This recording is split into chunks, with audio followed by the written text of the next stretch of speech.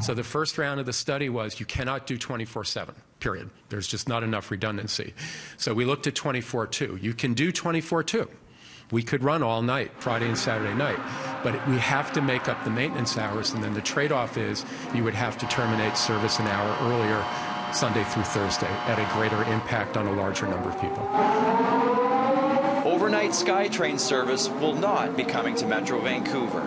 After an 18-month review looking into the expansion of late-night hours on public transit, TransLink has decided it does not make financial sense to extend SkyTrain's hours in the region. However, the company is committed to increasing bus service at night. The fundamental issue is our system has two tracks. It has very few crossover switches, and it has very few pocket tracks. Maybe jargon, but those are the kind of tools that you would need to be able to run with with redundancy and flexibility. It was just, SkyTrain was not designed for that. Bottom line, TransLink CEO says extending SkyTrain hours on the weekend would be too costly, with $20 million needed in upgrades and an annual cost of $10 million a year to operate.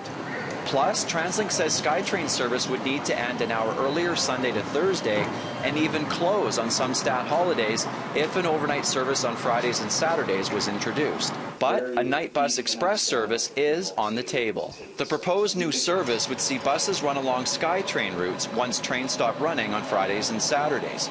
TransLink says it would cost about $4 million a year to operate, and funding needs to be secured before it gets the green light. I think there are huge opportunities to actually have a really efficient and robust night bus service. I think it's a time of day where traffic is low and the road network is actually empty, which means buses can actually operate very quickly in a well-designed design system. I'm here at one of the busier SkyTrain stops in the system, Surrey Central Station, and the feeling here with many transit riders I'm talking to is the issue of time.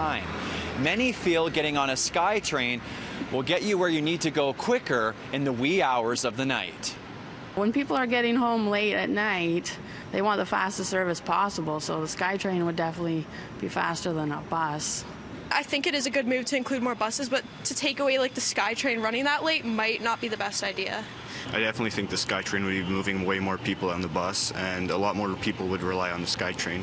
Either the SkyTrain running later or more buses. You know, that's going to be the key, right? Because, you know, you're downtown, you try to take a bus and there are hardly any buses coming out of there. A new night bus express service is likely more than a year away, but changes to the current night bus operation will happen a lot quicker. Service to UBC is being extended in September, and more trips are being added between Vancouver and Surrey to address overcrowding as well. In Surrey, Greg Harper, City News.